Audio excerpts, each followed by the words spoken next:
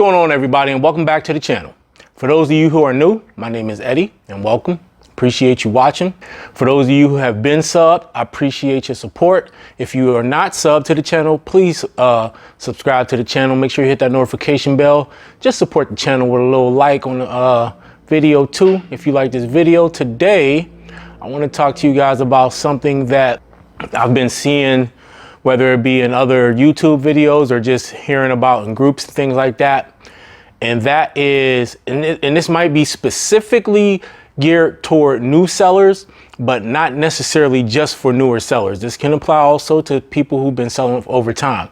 And I'm going to share this with you because I've been a part of this as well. I've done these things and I've been learning now, honestly, not too long now, that I don't need to do this stuff. And so what am I talking about?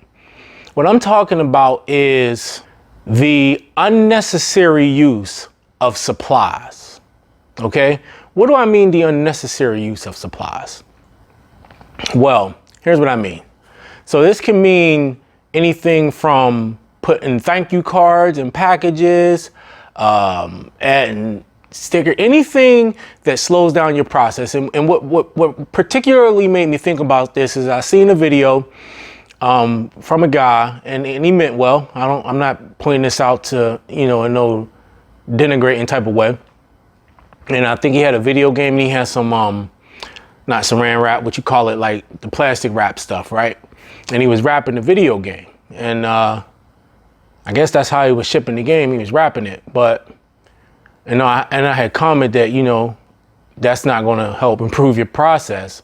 And I wasn't, being a jerk about it or nothing. But what I was saying was like, I don't know, he might only be selling 1 or 2 items and it might not matter. But either way, if you want to improve process, that's not the way to go. If you want to protect the game, then you'd be better off getting see-through clear bags. You can get them super cheap on Amazon and just put them in there, seal it and be done. And that's it. Instead of sitting there playing with this wrap, and it's just slower and it makes no sense. But that's just one example. And I look, I used to do the card thing. I would put cards in and stuff. I would put, like, I got these little bags. Let me see. I got these little bags, right? And I would be putting a lot of stuff in these even. And one thing that I realized is that, and I stopped doing it. I still buy those because certain things do need to be put in those. But I got the part of this is from Amazon, because I get stuff from Amazon and they don't wrap crap, man. And it just made me think, and I started doing an experiment. So things that didn't need to be wrapped, things that didn't need extra protection, now I just started throwing them in a bubble mailer. Now look, I don't ship anything carelessly. Okay, there's a difference between shipping items carelessly and using less materials to improve efficiency and to cut down on your supply costs. Listen, supply costs, if you're tracking your business and you tracking your numbers, supply costs can go up exponentially, man. And when you start adding in all these little things, stickers, cards, extra wrap, extra this, paper, this and that. And I know a lot of people, they'll get, because I do it myself, I try to get extra bubble wrap from places. I try to get wrapping paper, anything free that I can get, I'll get. But going back to what I was saying was that lately, anything that doesn't need a bag, if it didn't come like that, if I don't need the bag to protect it, I don't use any extra materials anymore. I throw it in an envelope and I mail it out. And guess what, guys? Guess what? Nobody cares. No one has complained that, oh, why wasn't this shipped in a little baggie? No one has complained. And in this particular instance that was, that made me really, really think about this. With that game, I got games and I got DVDs that I've been trying to get rid of. I've never ever wrapped a game or DVD. I just throw it in an envelope. I throw it in a bubble mailer and I ship it out.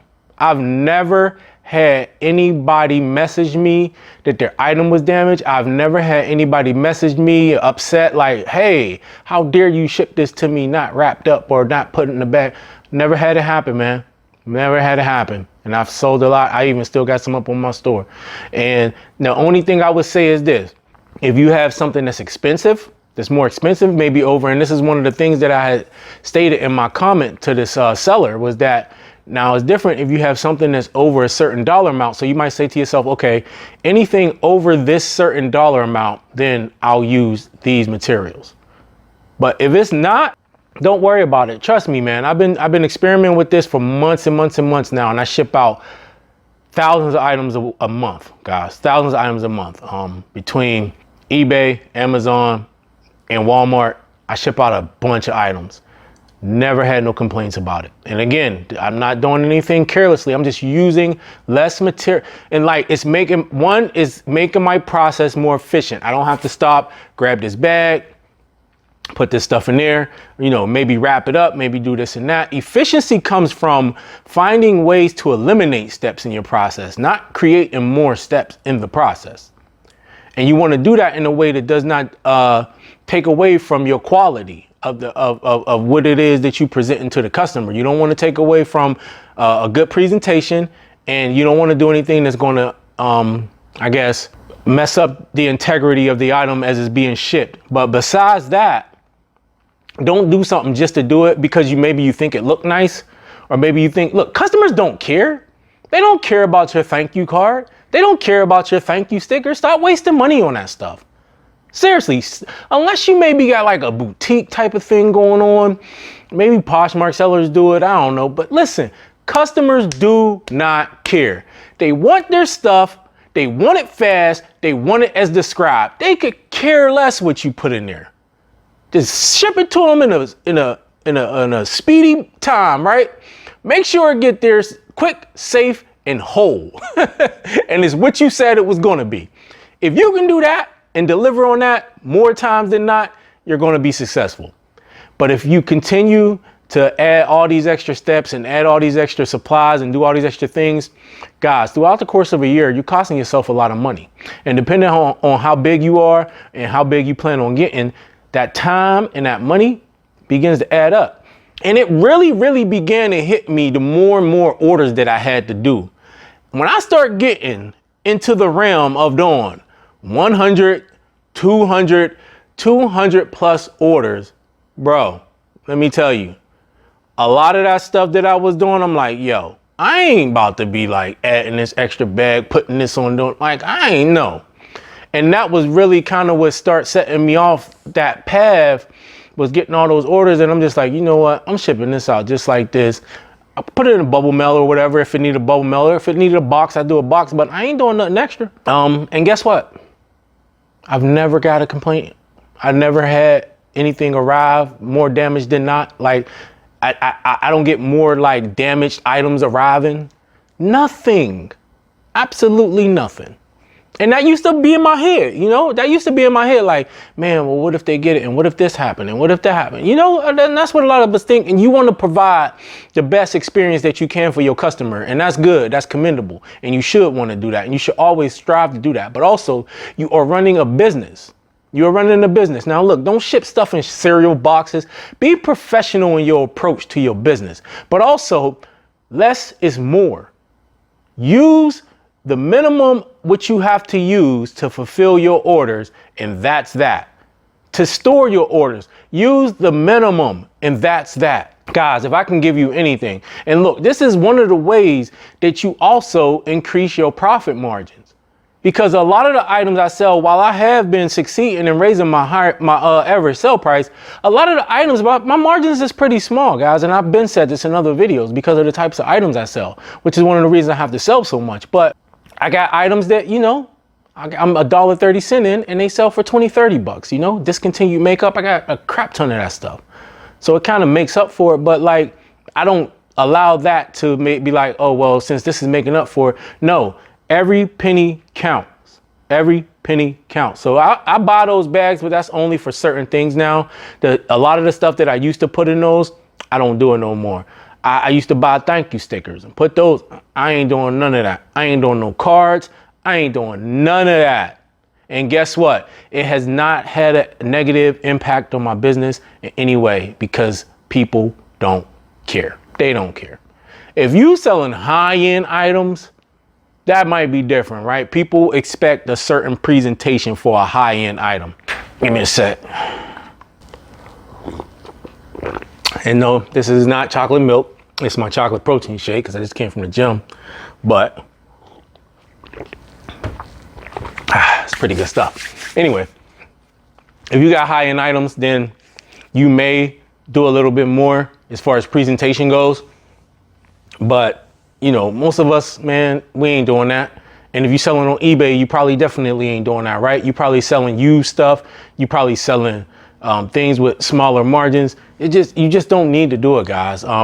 If you're shipping games and things like that, look, a good bubble mailer will do the job. You don't need to put no extra wrap on it. You don't need to put no bags on it. You don't need to do none of that. Slide that thing in the mailer, ship it out. Don't put it in a poly mailer though, please. Don't use a poly mailer, okay? Use a bubble mailer. But I've been selling stuff like that for years, and I've always just slid that. That was one of the things I didn't waste money on, was that, and I've never had an issue. If you shipping like discs or CDs that come in those plastic cases, that might be different. But I think my main point that I'm trying to drive home to you guys, especially if you are a newer seller, but any seller, reevaluate your business. You should be doing this constantly anyway, but especially in these slower months too, guys. Like, every penny, how can you bring back money to your bottom line? Like I was saying, you can raise your average profit or your margin, right? It's not just about like raising the average sell price and how much that I can get items to sell for. It's also about how much can I save on certain things, right? So you should be looking for ways to save money on supplies. How can you get free stuff? And the stuff you have to pay for, what's the cheapest source? You know, maybe not necessarily the cheapest material, but the cheapest source. And if you can get some cheap material that still will protect the integrity of the item, do that. Also, ask yourself this constantly. Look, I want you to do this. I want you to do this. Look at your process, okay? Go through your process and ask yourself, what am I doing that I don't have to do? What am I doing that if I stop doing, it's not going to change or have a negative effect on a customer experience? Should I say like a deleterious effect? What can I stop doing right now and it would not matter to the customer? That is costing me money on my end. And you can, and a person may say, well, you know, I build that into the price. You ain't got to do that. You don't need to build this stuff into the price, guys. Your price is the price. The price is the price. You charge the price that the item is worth, and you still save yourself money on the back end. This is how you run a business.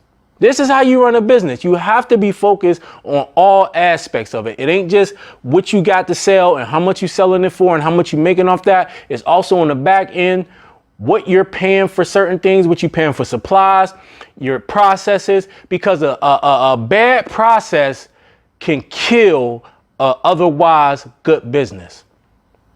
If you have bad processes, it can pull your business down like an anchor.